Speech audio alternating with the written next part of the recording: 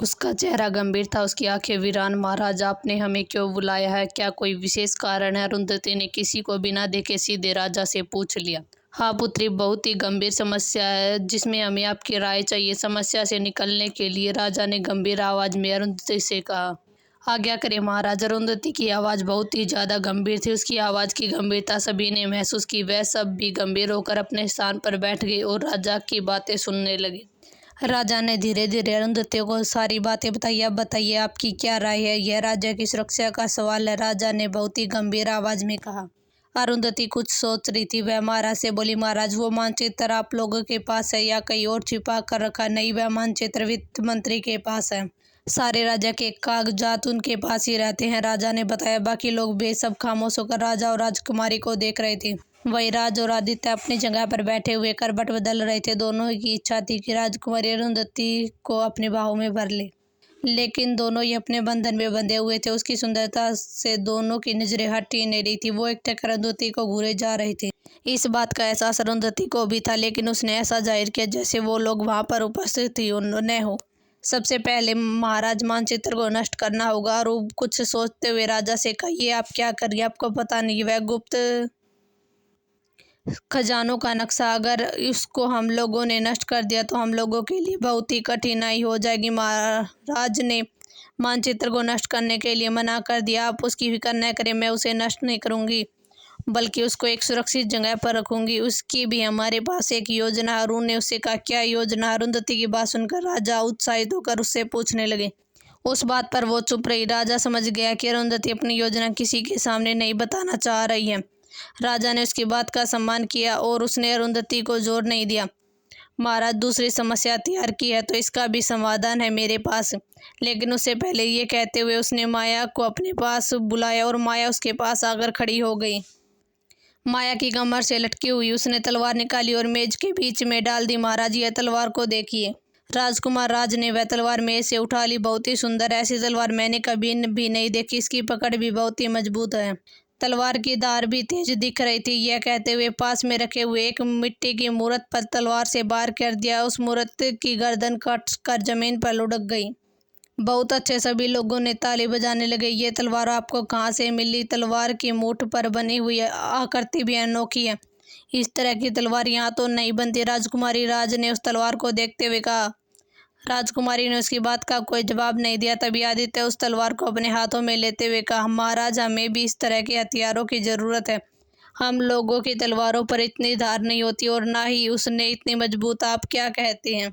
राजा ने अपने पास बैठे हुए लोगों को कहा, आप लोगों का क्या राय है? आपको यह तलवार कैसी लगी? क्या हम युद्ध में इसका इस्तेमाल कर सकते हैं? ये तलवार सैनिकों को दे सकते हैं? सभी बैठे हुए लोग बारी बारी से तलवार को अपने हाथों में लेकर देखने लगे और प्रशंसा की नज़रों से देखते हुए राजा से कहा, महाराज, यह तलवार बहुत ही मजबूत है और आसानी से टूटेगी भी नहीं। हमें इसी तरह की तलवारें अपने सैनिकों के लिए चाहिए, जिसे दुश्मनों का सिर एक ही बार में धड़ से अलग हो जाए। अद्भुत, बहुत ही अच्छे, राजा ने मेज पर हाथ मारते हुए कहा।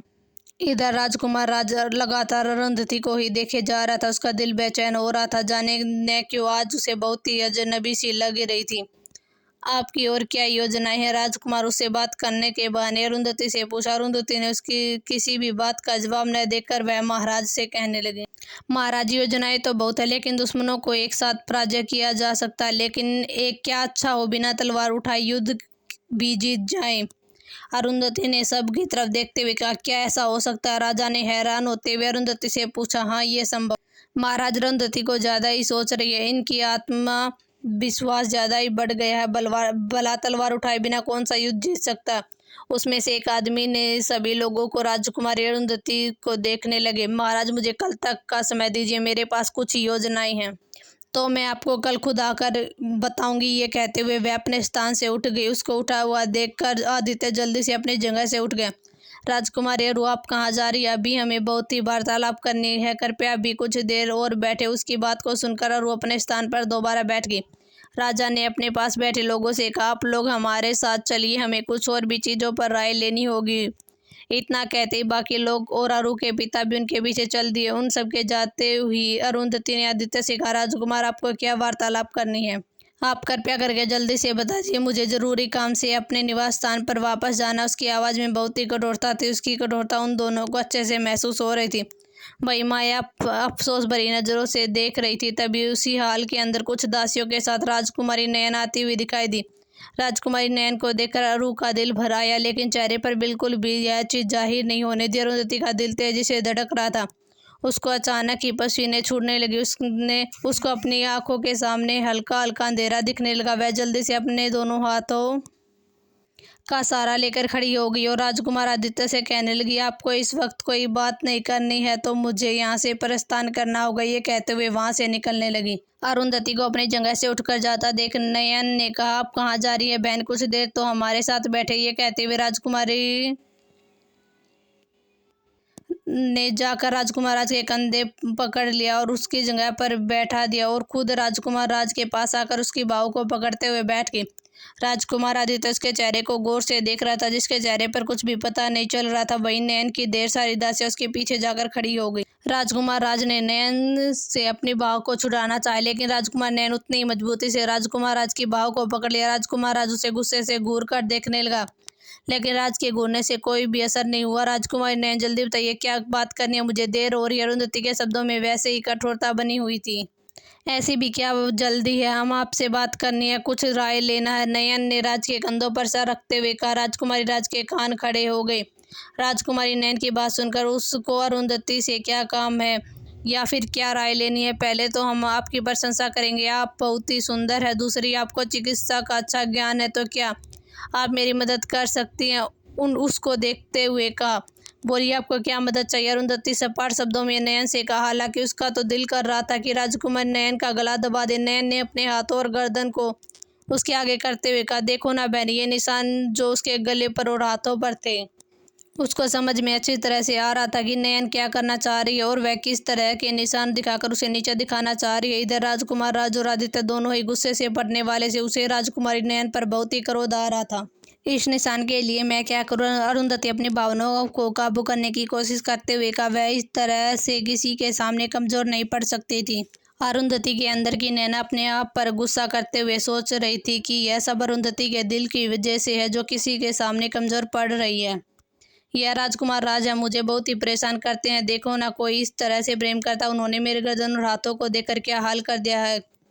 कोई ऐसी औषधि है जिसे इन निशानों को छुपा जा सके, क्योंकि सभी इसको देखकर हंस रहे हैं। मुझे इतनी लज्जा आई कि मैं बता भी नहीं सकती। ये कहते हुए राजकुमारी नयन शर्माने लगी और उनकी अपनी जगह से खड़ी होगी। उसका शरीर तप रहा था, उसके माथे से पसीना छूटने लगा, उसका ब्लड प्रेशर बहुत ही हाई हो गया था। नैना, तुम्हें क्या हुआ? अपने आप को संभालो, तुम कमजोर नहीं हो। नैना हो एक साइको किलर। अरुंधति के अंदर की नैना अपने आप को समझाने की कोशिश कर रही थी। उसको बहुत ही चक्कर आ रहे थे। वह खुद को संभालने के लिए खड़ी हुई और राजकुमार नयन को अपनी लाल आंखों से देखते हुए कहने लगी, मैं माया के हाथ कुछ औषधियाँ भेज दूंगी। ये कहते हुए बाहर की तरफ कदम बढ़ा दिए। अरे बैनरू, सुनिए तो। नयन उसे आवाज देती रहेगी। वो जो करना चाहती थी वो कर चुकी थी। वह मुस्कुराने लगी। वही राजकुमार राज ने उसे झटके से अपने से दूर कर दिया, जिससे वह जमीन पर गिर पड़ी। राजकुमार राज ने गुस्से से उसकी ओर उंगली दिखाते हुए कहा, अपनी बकवास अपने पास रखो। आज तुमने जो इतनी बड़ी गलती की है, आज के बाद ऐसा किया ना तो तुम्हारी जीवा काट डालूंगा। ये कहते हुए अरु के पीछे भाग गया। उनके पीछे राजकुमार आदित्य, क्योंकि उन दोनों को अरु सही नहीं लग रही थी। वही राजकुमारी अरु तेज कदमों बढ़ाते हुए आगे चली जा रही थी। उसे जल्द से जल्द महल से निकलना था। माया भी उसके पीछे तेजी से चल रही थी। दर अरुंधति बहुत ही जोर जोर से चक्कर आने लगे। उसकी आंखों के सामने अंधेरा छा गया। वह लहरा के जमीन पर गिरने ही वाली थी कि तभी दो मजबूत हाथों ने अपनी गोद में उसे उठा लिया। अरु की ने आंखें खोली। क्या हुआ तुम्हें? ये चेतन था जो वहीं से गुजर रहा था। उसने अरुंधति को गिरते हुए देखा तो फुर्ती से अपनी गोद में उठा लिया। आदित्य अरु के पीछे आया। उसने देखा कि चेतन बेहोश अरुंधति को अपनी गोद में लिए हुए है। राजकुमार आदित्य का दिल धड़क गया और राजकुमार राज भी आदित्य के पास जाकर खड़ा हो गया। उसने जब अरुंधति को बेहोश देखा तो वह घबरा गया। उसे किसी अनहोनी होने की आशंका हो रही थी। वो भागता हुआ चेतन के पास जाने लगा। तभी पीछे से नयन उसके हाथ पकड़कर रोक लिया। राजकुमार राज, मत भूलो कि आपका और उसका अलगाव हो चुका है।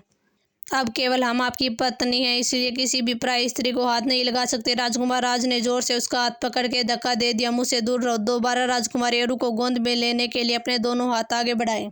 उससे पहले ही चेतन की गोद में किसी और ने अरु को अपनी गोद में ले लिया। राजकुमार आदित्य, अरु को अब मेरे हाथों में दो। राजकुमार राज के दांत क्रोध से अपने दांत पीसते हुए कहा, शायद आप भूल रहे हैं बड़े भाई, अभी आपकी पत्नी ने आपसे क्या कहा था। ये कहकर आदित्य उसको ले जाने लगा। वही माया घबराकर रोने लगी।